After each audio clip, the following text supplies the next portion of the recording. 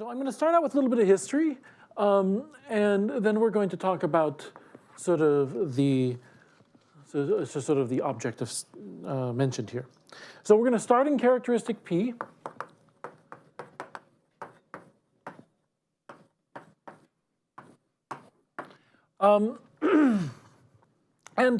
Let's say R is Noetherian. In 1969, Kuntz proved that R is regular if and only if Frobenius is, well, flat or faithfully flat here. It's integral is faithfully flat. And I think, sort of inspired by this, people were interested in rings that were not necessarily regular. And so they might, they're sort of interested in, okay, how can, what actual, versions of this proof or this fact could you use in other theorems? Could I weaken this condition and still use it to prove things?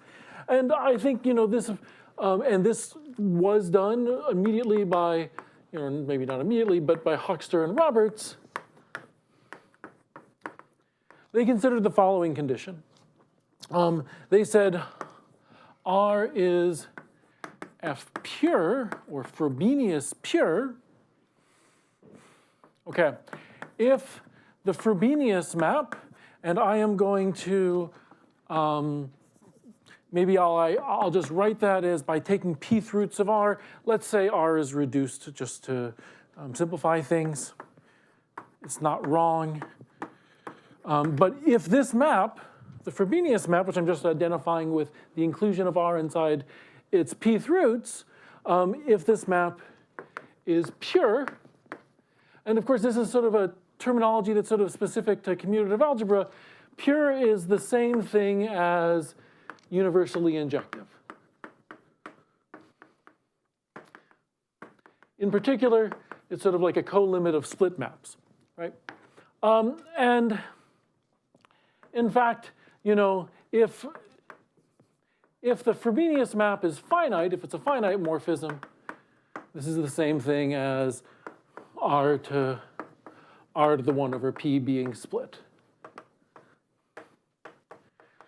So this is as a pure map of R modules. So in other words, or universally injective, it means when I tensor with any other R module, it stays injective. Okay, and it's not very difficult or sort of well known that if you have something that's faithfully flat, the map is pure as well. So this is, some kind of weakening of the notion of the Kuntz criterion here for regularity. Now, there are a good number of examples that are F pure. And maybe I'll say a word about why they wanted this too, but let me start with examples, sort of toric rings or toric varieties. Toric varieties are F pure, and you can see that, pretty easily, at least if by toric you mean normal. Toric varieties, maybe that goes here. Normal toric varieties are F pure. Maybe cones over ordinary abelian varieties.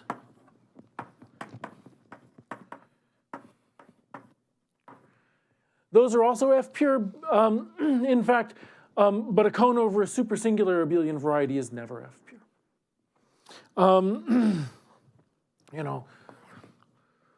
Maybe ADE surface singularities, Duval singularities.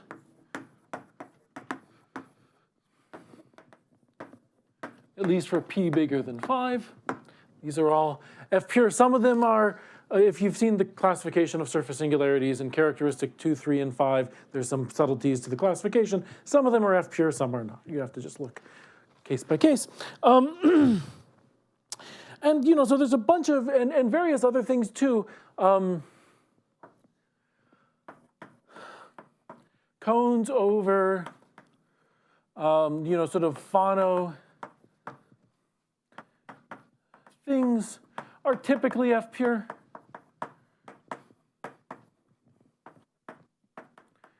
Not exactly, but if I start with something in characteristic 0 and I reduce it to characteristic P, if it's If it's like a smooth Fano variety, it'll be F pure for P sufficiently large in some sense. Okay, so there's a bunch of examples that are this. If you take things that are sort of not the Calabi-Yau level, so like general type, cones over that are never F pure. But so there's a lot of examples. Originally, Hochster and Roberts were interested in showing like rings of invariance of reductive groups or linearly reductive groups were Cohen-Macaulay. So this was originally used to prove rings are Cohen-Macaulay. At least that's sort of where it initially came up. But of course, F pure actually does not imply Cohen-Macaulay. A cone over an abelian variety is not Cohen-Macaulay, if you've seen that. Because it has, I mean, the local cohomology of an abelian variety, or cone over an abelian variety in degree 0 is just going to be the sheaf cohomology of the structure sheaf of the abelian variety, which is not 0. And so, but F pure does not imply it, although it almost does in ways I could probably make precise, but it does do something close, but it's close. It's close to Cohen-Macaulay if you satisfy this condition. Okay, and so, so you might start asking, okay, this F purity condition appears as part of a, sort of a smorgasbord of different singularity conditions defined by Frobenius, and I'm not going to talk about most of them, but I am going to talk about one other one, which is a weakening of F purity. So let me go over here.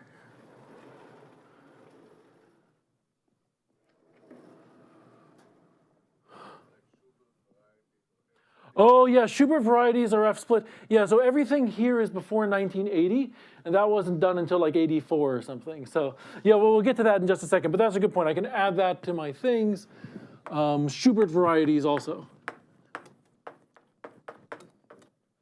And actually that was, again, one of the usage of F purity, or this kind of Frobenius splitting condition for Schubert varieties, was used to give new proofs that they had rational singularities, and in particular their Cohen-Macaulay in characteristic 0.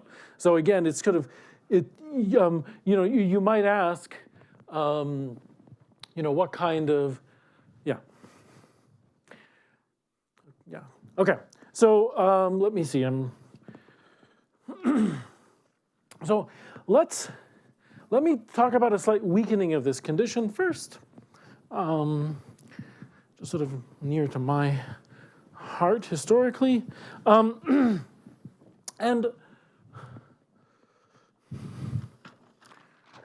so this is a definition due to Richard Fetter. Again, I think his thesis was 81. The paper appeared in 83. Fetter studied the following condition. So R is Noetherian. R is of characteristic P.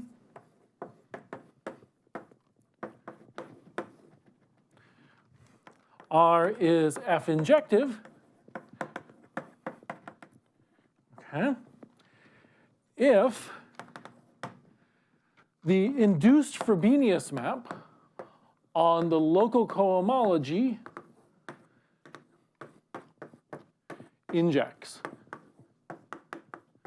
I'll just write it this way, R included into R1 over P. I'm just applying this for all I, for all M in R maximal.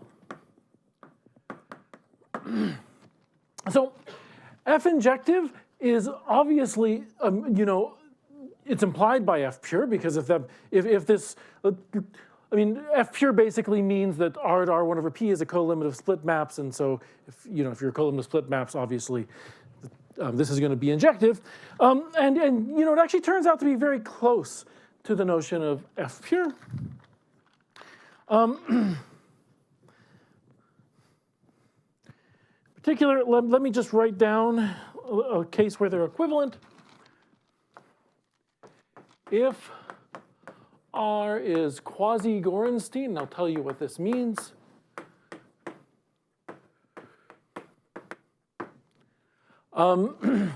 then F injective equals F pure. Okay, so what does quasi-Gorenstein mean? It means kind of like Gorenstein, but without the Cohen-Macaulay hypothesis. So in particular, it means you could phrase it a couple different ways. One reasonable way to phrase it would be that the top local cohomology is an injective hull of the residue field of that maximal ideal. So if you're Gorenstein, another way to say it is if you're Gorenstein, Gorenstein means like the dualizing complex just lives in a single degree, and it's isomorphic, locally isomorphic to your ring. It's it's a ring. Quasi-Gorenstein means that the bottom piece of the dualizing complex is a locally free module, right? And it turns out up to some local duality. It's just this condition right here. And so this is like a weakening of F purity, but like for hypersurface rings, for complete intersections, for anything Gorenstein, or even this weaker condition, quasi-Gorenstein, F pure and F injective are exactly the same. And so again, you might ask, why were people interested in F pure and F injective? And I've sort of said a little bit about that. They were trying to prove things were rational or Cohen-Macaulay, had rational singularities or Cohen-Macaulay singularities. And so in particular, again, being F pure, F injective doesn't imply Cohen-Macaulay. It doesn't imply rational, but again, it's pretty close. And it sort of was the first step historically. Okay.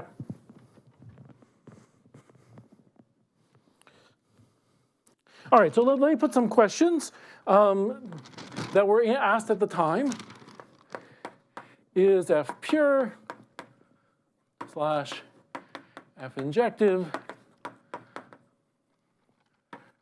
related to rational singularities?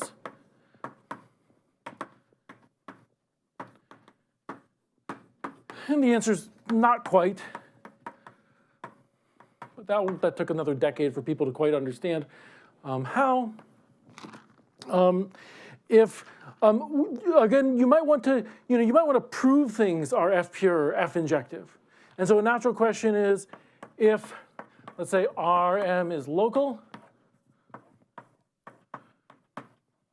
and R mod F is F pure, is R F pure? And the answer to this is no. That was answered by Feder in like 1981 or something. But he actually did show, and we'll actually return to this proof a little bit later, but if R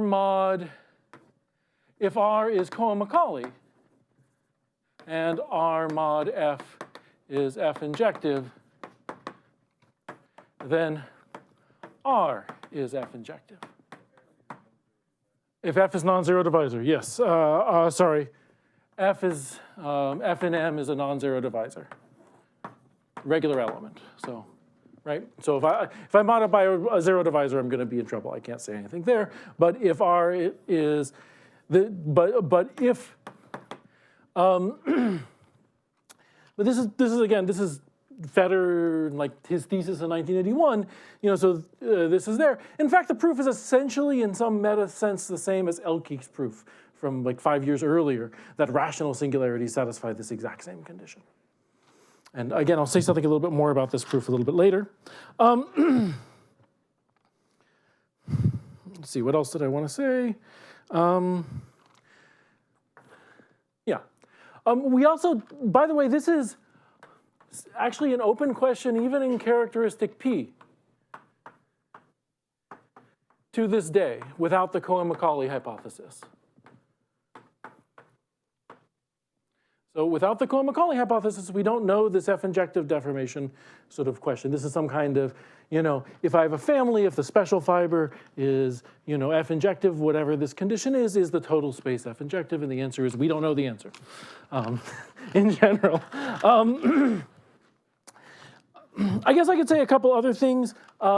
It actually is known now, and this is due to Horiuchi, Miller, and Shimamoto, that if R mod F is F pure, then R is F injective. So we know that, but without a Cohen-Macaulay hypothesis. But we don't know it in general. Yeah? Is there like a simple one-dimensional example of something where R mod F is F pure, but R is not? Yes, actually. Well, not where. So where R mod F is one-dimensional, not where R is one-dimensional. Because if R is one-dimensional, then R mod F is. If you're F injective, then you're reduced, and if I'm zero-dimensional reduced, I'm a field, and then it's a regular, so it's nothing interesting. But there is, and that actually I think is even in Fetter's original thing. I mean, his example was, it's like some intersection of surfaces actually, in some configuration. So it's actually a pretty concrete thing geometrically if you want to write it down. If you look in its 1983 paper, in fact. But that's for the F pure, not for the F injective. Again, it's open. Okay, so I can tell you a little bit more about if they're not related exactly to rational singularities, what are they related to? And so that's the next thing I want to say. And this, so this kind of stuff is essentially early 80s, and I want to now jump to maybe the 90s. And so maybe there's a theorem of Hara Watanabe, and maybe something that appeared in my C thesis in the mid-2000s. But basically it says the following. I'm not going to define all these terms, although I will define some of them. Okay, if R is F pure in car P, let's say normal, and at the time they said Q Gorenstein, although that can be weakened now.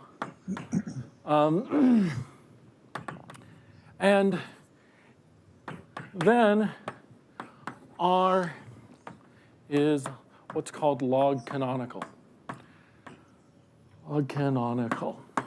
So log canonical is sort of a notion that shows up in birational algebraic geometry. I'm not going to define it. And what they, I guess I'm out of room here, but they also said the following. If, here, maybe I'm actually going to write.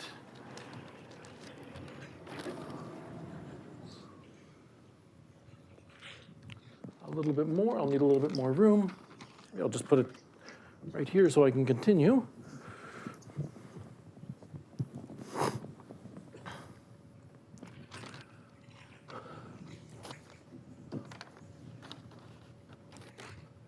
So let's just say R is defined over Z. And let's say if R mod P is F pure for infinitely many P. What is defined over Z? Oh, I just mean this is like, so R, I really just mean like R. I'm just trying to say reduction mod P in a simple case. So let's say I have x1 through xn mod some ideal. If R mod P is F pure for infinitely many P, or some Zariski dense set of P, it would be the more general setup. And again, I'm going to assume this normal Cohen-Macaulay business.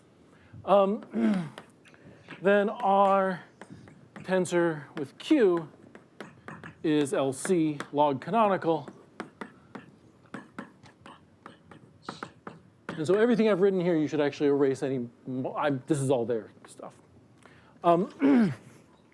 So in particular, people did sort of realize that F pure is related to this notion called log canonical that you may have heard of in birational algebraic geometry. Log canonical or semi-log canonical. These things are somehow maybe some big picture. This is like the most general class of singularities, say over C or Q, where the theorems of the minimal model program could reasonably be expected to hold. F pure or log canonical, semi-log canonical are also sort of the singularity class in, say, Kolar's theory of moduli spaces of varieties of general type that appear in your compactification of your moduli spaces, basically. So it actually, these things were, constructed completely independently, roughly around the same time, and it wasn't until, maybe 20 some years later they were connected. And there's also another version, another variant of this, and this is the part that maybe I could claim is related to me. If R is, or if R mod P is F injective for infinitely many P, then R, and I will define this in just a second, this thing here, it has what's called Dubois singularities. So again, this is sort of what the expectation is. In fact, we expect that the converse to these two statements holds as well. Like if you are Dubois when you tensor up with Q, or if you are log canonical when you tensor up with Q, then for infinitely many of these two things, we actually expect them to be F injective or F pure as well. But that's open and hard, and I mean, I think there are some special cases known in like dimension up to 3, basically, where this kind of stuff is known. Or at least F pure. This one, definitely not known in dimension 3. Yeah? One expects that there's only finitely many primes for it. No. So in fact, if I take a cone over an elliptic curve in characteristic 0, right? I could of course, take my equation, maybe I write it over Z or something, clearing denominators. Then it's going to be F pure or equivalently F injective exactly when I'm ordinary. And so every time I'm super singular, there's no hope. And of course, as we know, there's infinitely many primes where it's super singular. So we can't say for all but finitely many. That's actually, there are notions related to rational singularities or log terminal singularities, but rational singularities where it is for all but finitely many. The same kind of statements hold. There's a notion called F rational singularities, but that just works for F rational. F pure and F injective, these are sort of like, these are really limiting cases, and things go, behave quite a bit differently there. Okay, so this is sort of where, where things are. Maybe I'll just say, I'm going to summarize sort of everything I just said in a little diagram really quickly. And then we'll try to move on to mixed characteristic and talk about the perfectoid versions of some of these notions.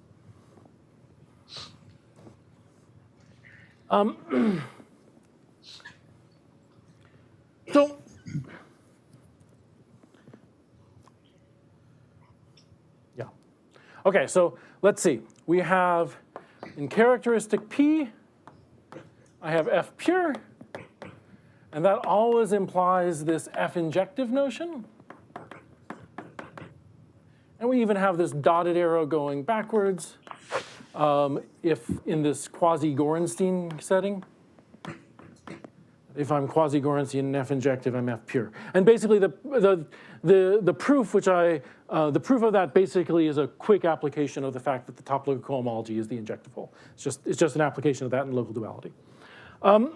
In Car 0, we have this two notions. We have log canonical,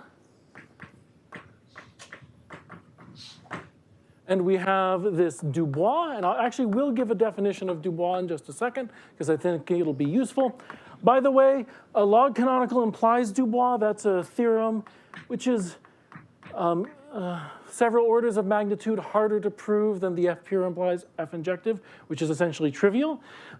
This is due to Kolar and Kovac, and it was a conjecture for, 20 some years before it was proven, but log canonical implies Dubois. And the converse in the quasi-Gorenstein case is actually quite a bit easier. That's due to, quasi-Gorenstein, that's due to Kovac, I guess. Okay. So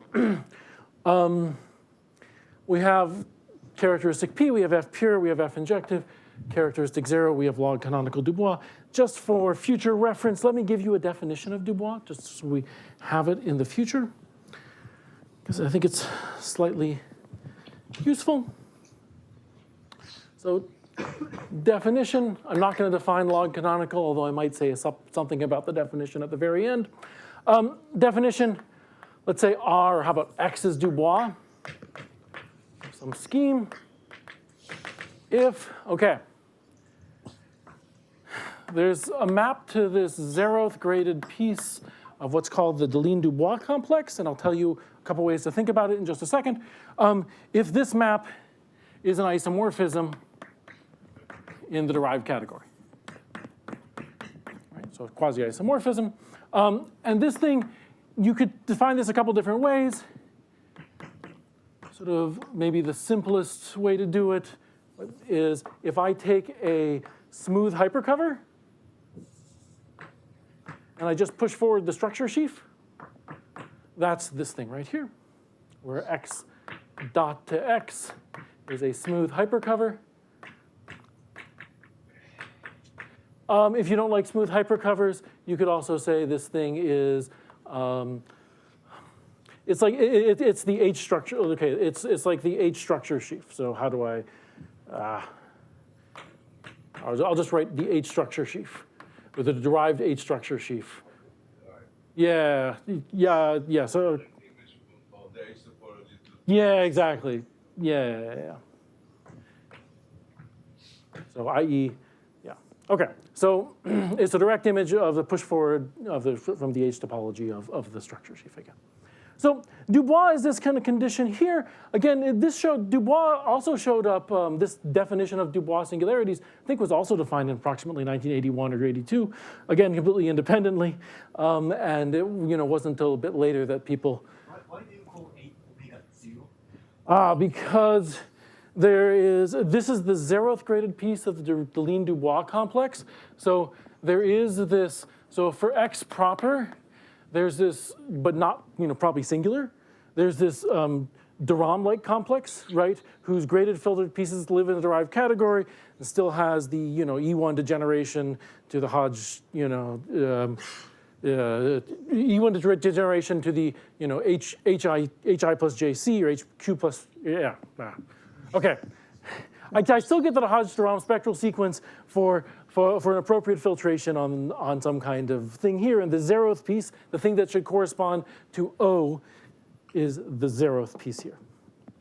Again, correspond to O.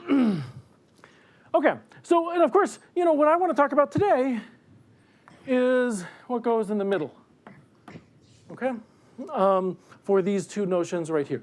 And it turns out, there's a couple natural things, and I think, the group of 7 of us who are on this, paper, I think it's fair to say we've started exploring this, but I don't think we have anywhere near the optimal results. And I can tell you a little bit about why they're not optimal a little bit later. But yeah. Okay, any questions before I jump to mixed characteristic?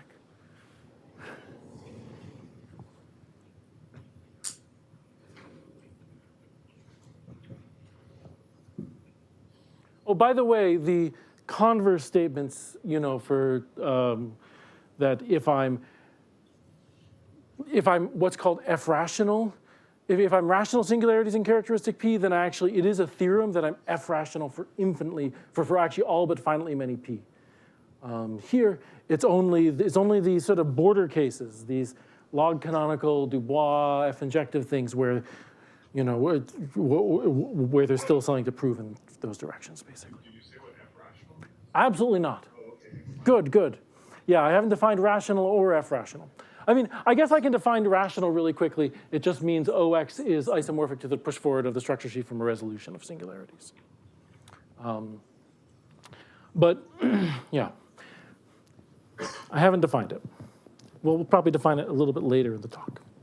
Okay, but I want to focus mostly on the missing piece in the middle here for mixed characteristic.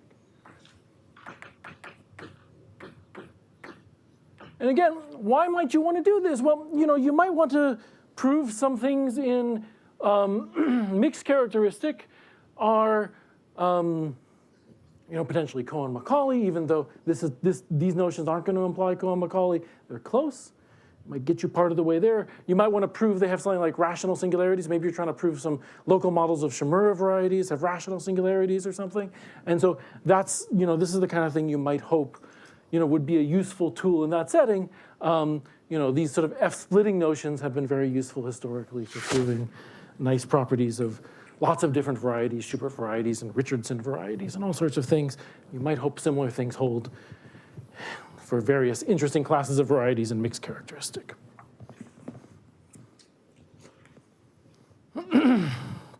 Okay, so I think there's sort of a obvious screaming definition out there for at least like, you know, F pure analog. At least maybe there's two obvious screaming definitions. So why don't we say, let's say R Noetherian, mixed characteristic. Let's say P is in the Jacobson radical.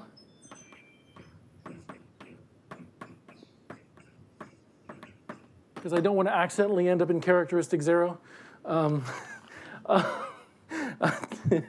So if R is Noetherian mixed characteristic, P is in the Jacobson radical. Oh. Okay, so what do I mean? Yeah, P is in the Jacobson radical. And let's say R, okay, let's say R is the domain of characteristic 0. I don't need domain, but you know. Okay? So you know, like P is not 0 in R is an integral domain. I don't really need that. We could have multiple pieces lying around, you know, some in characteristic P, some in char 0, but that's okay. You know, and let's say P is in the Jacobson radical. Okay, so there's a couple sort of natural things you could do. So definition 1, R is perfectoid pure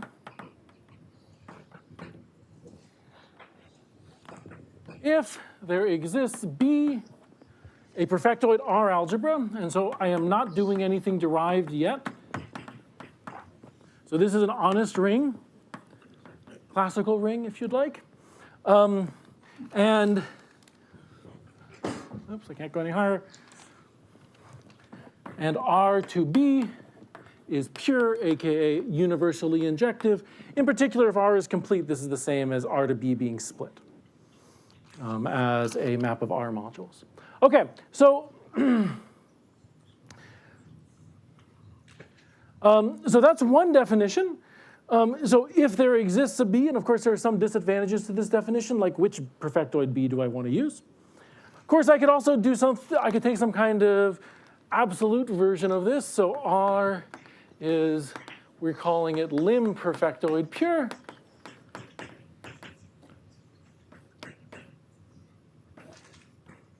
If R2, okay, you have to think about a little bit about what it means to be pure in or universally injective in some kind of derived category. But if this map is pure, and here R perft, all right, so this would be, I guess, R gamma arc spoof O or something like that. Or you could take it as like the inverse limit of over all the perfectoid B's. So this is certainly one definition, and this is another definition. And again, it's pretty easy to see that if I'm perfectoid pure, I'm sort of this lim perfectoid pure notion because there's some kind of factorization. Yeah. What? Yeah, sorry. Does pure in this case again mean just filtered colimit? Yeah, it would mean a filtered colimit of split maps from, let's say, perfect complexes or something. Yes, that's right. And of course, you can define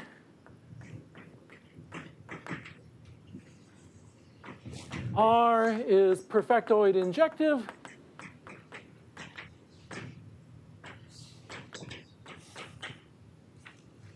if HIM R, if there exists a B, so this map is injective, and likewise the lim version injects for all I and for all M maximum. And of course, you define the lim version, which I've run out of room for, completely analogously. You just replace B by R perft. Oops. Okay, so we have these definitions. They seem like the sort of obvious definitions. We don't know that these two things are equivalent. And likewise, we don't know that perfectoid injective is equivalent to the obvious limb perfectoid injective definition. We do know that these two things are equivalent. So if and only if R is a complete intersection. Okay. And likewise on the limb perfectoid injective and perfectoid injective, we just don't know in general whether they're equivalent. Obviously, sometimes it's easier to work with this one than this one for various reasons, at least for me. The other thing I can say is maybe, I told you these two notions are the same in the quasi-Gorenstein case, likewise over here. Maybe I should say a little bit about how they're different. F pure compared to F injective, F pure is much better behaved under finite covers that are a tal in codimension 1. So if I have an extension of rings where the base ring is F pure and is a tal in codimension 1, and let's say it's split, then F pure ascends. And that's false for F injective and Dubois. And there's actually more general versions of what I just said, which I think essentially probably classify the difference between F pure and F injective in log canonical and Dubois. It ascends. So let me write this out. If R inside S is, let's say, split, quasi-a-tal, so a tal in codimension 1, and R is LC or F pure, log canonical or F pure, that implies so is S. So implies S is 2. So if I have a split extension, which is a tal in codimension 1, then R being log canonical or equivalent or F pure implies that S is 2. This is false for the Dubois F injective, and I think that's really the difference. It's some kind of statement about how these kind of conditions behave when I go under finite extensions. This is actually useful if you're trying to study, say, a tau fundamental group, for example, of the regular locus, because you'd like to be able to preserve this property as I go up on covers. And that's exactly what you very quickly lose under the Dubois or F injective condition, but the F pure and log canonical preserve it. Okay, so all right. Oh, yeah. So a summand of a F pure ring is definitely F pure. And I can run through that proof in a second if you want. And a summand of a Dubois thing is Dubois as long. Summand of F injective is F injective if the map was finite and not in general. So anyways, it is a little bit complicated, but the other direction for F pure is true. Log canonical is actually open in general in some generality that I don't want to write. There was a, yeah, okay. I don't know. Yeah, B is not a classical ring. It's some derived. Well, okay. So right now this is a perfectoid ring. I ran out of room here. There exists a perfectoid ring such that this is this. So I'm taking local cohomology with respect to maximal ideals of R. But B is a perfectoid R algebra. So in particular, M, I can take, in particular, B is an R module. So I can take its local cohomology.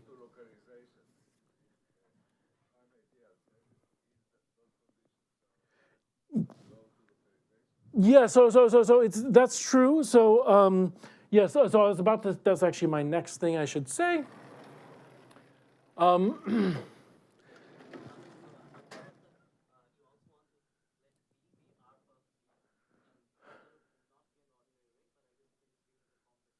Well, I can also view it as a complex of R modules and take local cohomology then. That's right. But let me say a quick word about localization.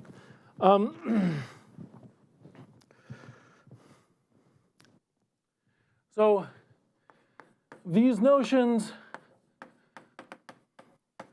localize and complete well. So let me, in particular, R is lim perfectoid pure slash injective if and only if R localized at M is for all M inside R maximal. So you can check this after localization. We don't know that the locus where this holds is an open set. We'd expect it, but we don't know how to prove that. And in fact, if and only if the completion is the M-matic completion for all M. So, sorry, what? Oh, also, yes, it is true that if I have, that's also a good point. I just fell that way, that's why I lucked out. If R is,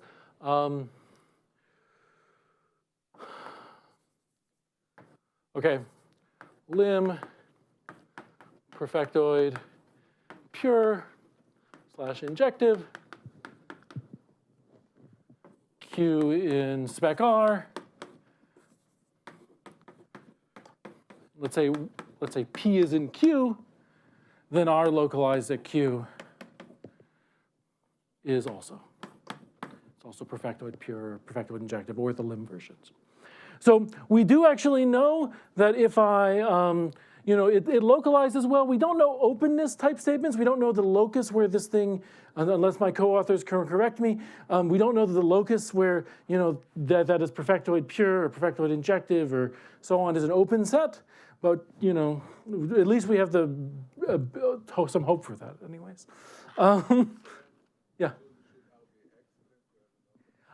Yes, absolutely. Yeah, actually, I'm sure if we're without excellent, it's false. Without excellence, there's no hope. So absolutely, yeah. But let's say I'm finite type over ZP or something, or WK, then I'd hope it would be an open set, and we don't know how to prove that kind of thing. Or maybe the p-adic completion of something finite type over Z or whatever. Okay, where am I? It's also, again, pretty easy to see that that in the quasi-Gorenstein case, perfectoid injective and perfectoid pure are equivalent. That also works as well, just like in the sort of F injective, F pure, Dubois log canonical picture. So that picture already looks pretty good. There's other general facts, like if you're Dubois, you're automatically semi-normal or weakly normal. If you're F injective, you're also automatically weakly normal. Weakly normal means that if I have a birational universal homeomorphism extension, then it is an isomorphism. And so, basically because perfectoid things have some kind, they're sort of universally have that property. If I'm a summand of a perfectoid thing, it sort of automatically descends as well. And so, yeah, this is basically sort of our definitions, and we'd like to actually give you some examples, at the very least, of some things that are maybe perfectoid pure, that are sort of interesting in some interesting sense. We do know that regular rings are perfectoid pure because, in fact, basically, if I'm a regular ring, then we know there's a perfectoid R algebra that's actually faithfully flat over it in analogy to Kunz's theorem due to Bhargav-Bhatt, Srikanth Iyengar, and Ling-Chuan Ma. Okay, I'll leave this one up. Yes, oh, sorry, yes. If and only if. Yes, the other direction. Thank you very much. Yes, the other direction. If I have a map, yeah, that's the interesting direction. If I have a map to a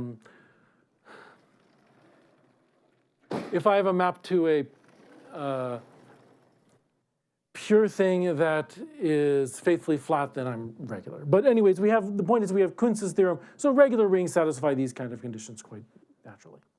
Okay, so let me tell you a couple ways, and again,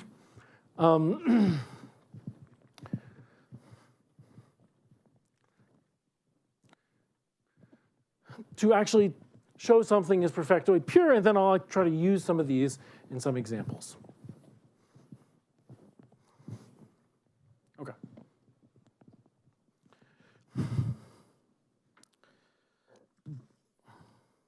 So how to check or prove something, check something, is perfectoid pure or any of the other variants we have above.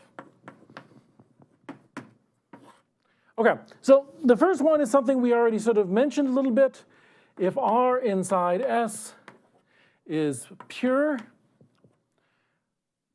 for example, a split map, and S is perfectoid pure,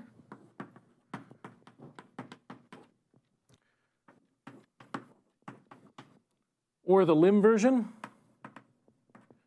then so is R. So some ends of perfectoid pure, lim perfectoid things are perfectoid pure. We don't expect that for perfectoid injective, but it's true for perfectoid injective.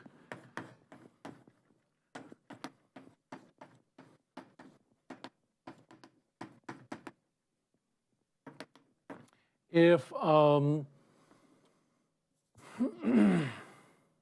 if R inside S is finite. Okay, so let's go back to this deformation question that I talked about for F injectivity at the very beginning of the talk. So,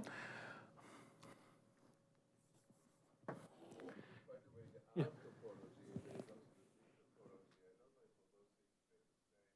I mean, R is Noetherian for the. Oh, okay, well, let's talk about that after. Okay. All right, so let's, okay. So I would like to talk about the following theorem, maybe say something about the proof. So bottom P, myself, TWW. If, all right, we need CI here. If R is a complete intersection,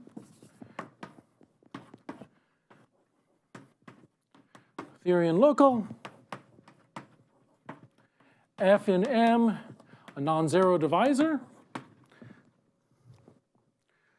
Let's say R is a complete intersection. We'd like to remove this hypothesis, but we don't know how.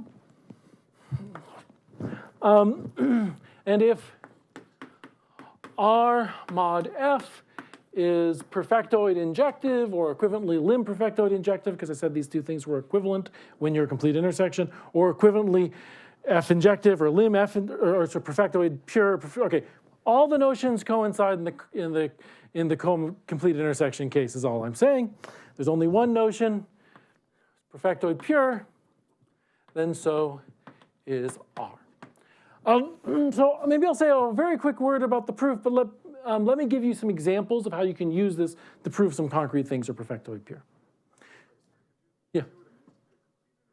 Oh, so let's say it means when I complete, I am a complete intersection, because when I complete Cohen structure, it tells me I'm a quotient of a regular ring. It tells me I'm cut out by a regular sequence. Yeah, I guess that's what I should mean here. There's only one maximal ideal. That's right. There's only one maximal ideal because, yeah. Yes, absolutely. That's exactly right. Yes, because so if I'm a complete intersection, perfectoid pure is the same as lim perfectoid pure.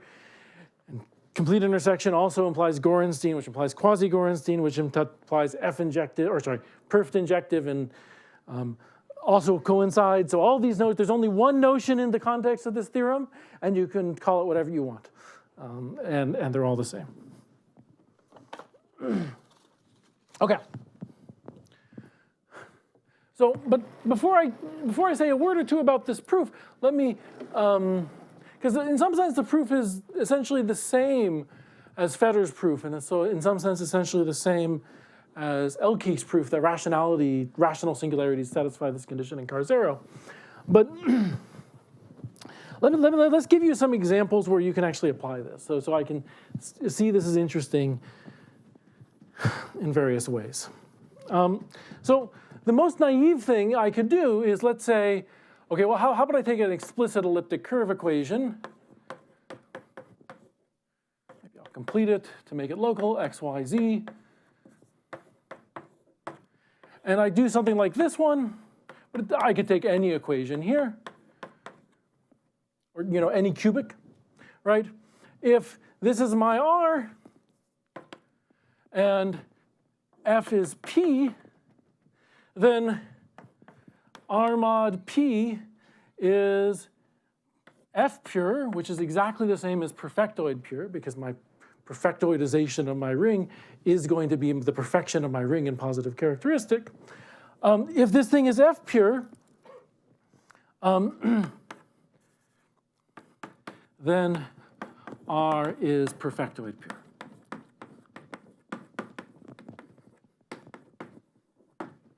Okay.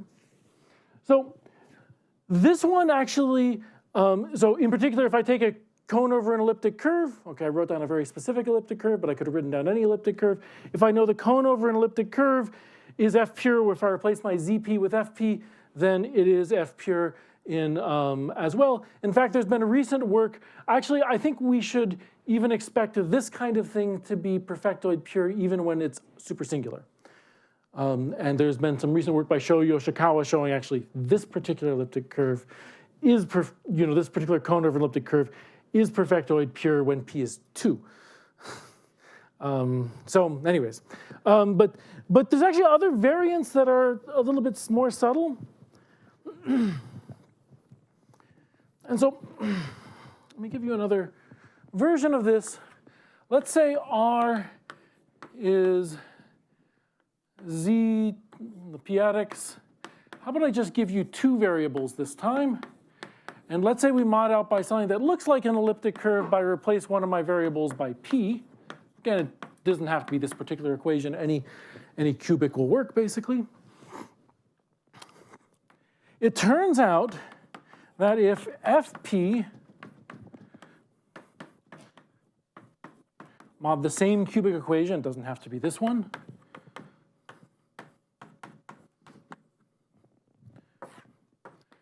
is perfectoid pure, or sorry, is F pure, then R is perfectoid pure. And so the way you might do this, at least, okay, the way you'd probably try to do this is basically, if I take this thing here and I blow up the origin, well, then I'm going to get like a P2 over Fp, right? And then like the strict transform of this is essentially going to intersect this with on the elliptic curve, and you're able to descend that sort of splitting to there. We can do this completely algebraically using the 2 theorems I wrote up there, because what I can do is I can do R, I can extend it to R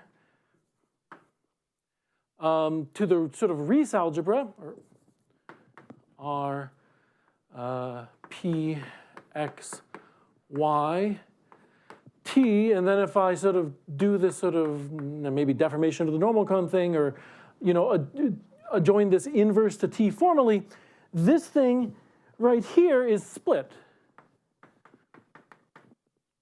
And if you go mod T inverse in this ring, let me call this thing S, S mod T inverse is that ring right over there.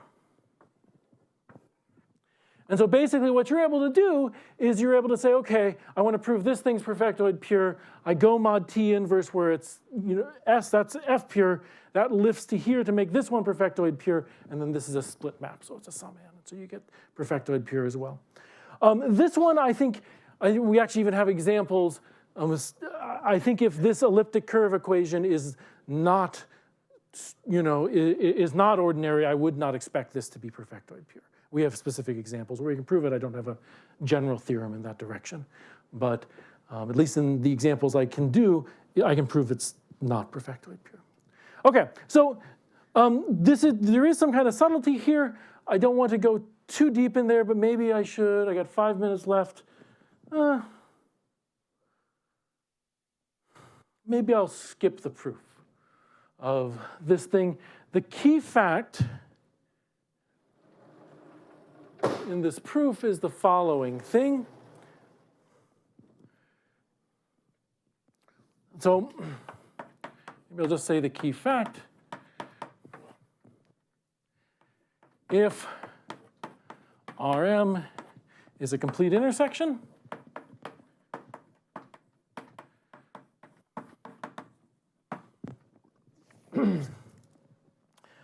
then, okay, so then I can actually, well, I can either do rperft or I can find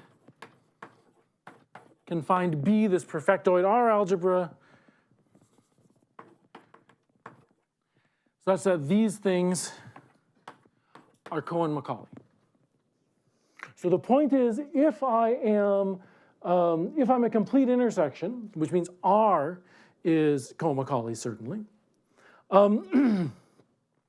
then when I go to this perfectoidization, or I can find a particular perfectoidization here for which it splits, and I can make those things Cohen-Macaulay. And then you literally do L-Keek's diagram chase from like 1976 or something, and it's literally identical. But the point is, you have lower local cohomology of these things vanishing. And so then you can just literally run the same diagram that L-Keek used, using that Cohen-Macaulayness instead of Grauer-Riemenschneider from long, long ago. Or that's exactly the same as Fetter's proof in like 1981 for F injectivity too. That's where the Cohen-Macaulayness comes in, because in characteristic P, if I'm Cohen-Macaulay, my perfection is also certainly Cohen-Macaulay. And we don't, yeah. Well, we can only get a version of that in mixed characteristic when I'm a complete intersection. Okay, so I do want to say maybe a couple more things just to sort of finish up the picture. And maybe I'll end with something we hope is true, but we don't know how to prove, which might be helpful for proving other things have like Cohen-Macaulay type properties. So here's another theorem. If R is perfectoid or even lim perfectoid injective,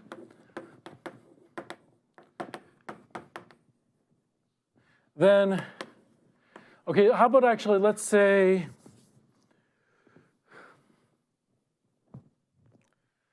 R is defined over ZP or W, or some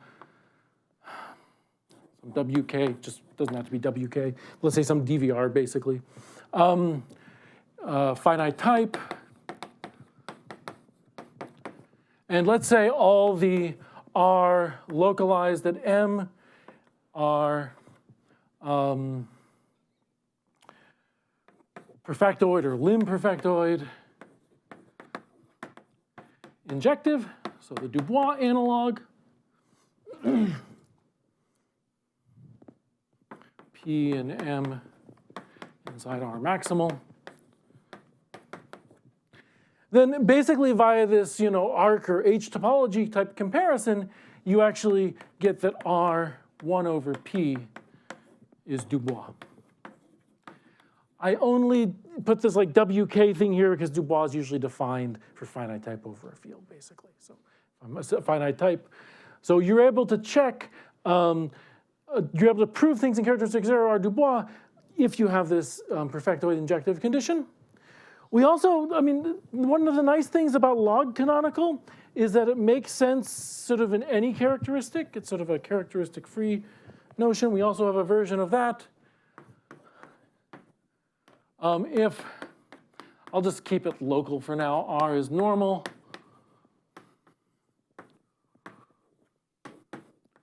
Local, Noetherian. I'm going to say Q Gorenstein. So Q Gorenstein means that some power of the canonical is Cartier, or some multiple of the canonical is Cartier. And let's say of index not divisible by P.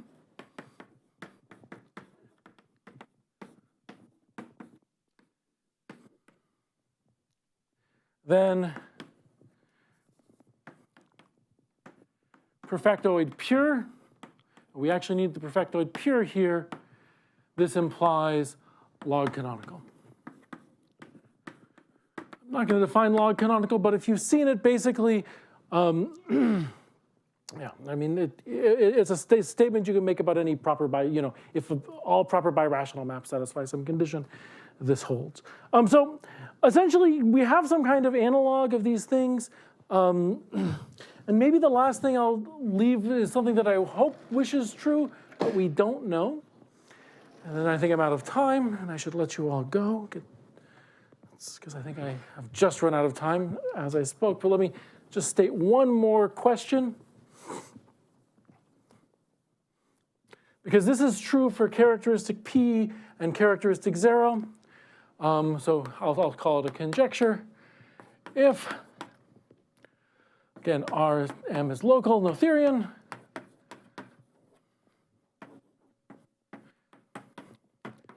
F in M is a non-zero divisor,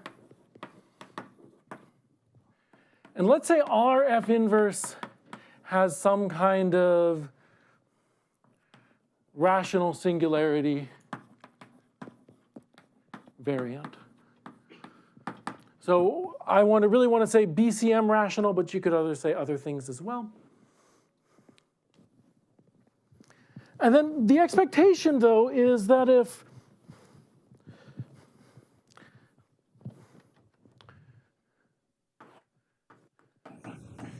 R mod F is perf injective,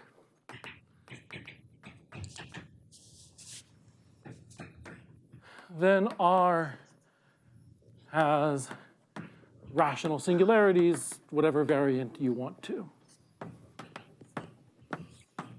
We can prove this under some sort of annoying hypotheses, but we can't quite prove it in a generality, which I think would be useful to study mixed characteristic singularities. So anyways, this is, maybe I want to stop here, but the idea of this kind of proof, at least the versions we have, again, uses like complete intersection hypotheses, which are quite annoying in our generality. Okay, all right, so thank you very much for your attention, and I'll stop here.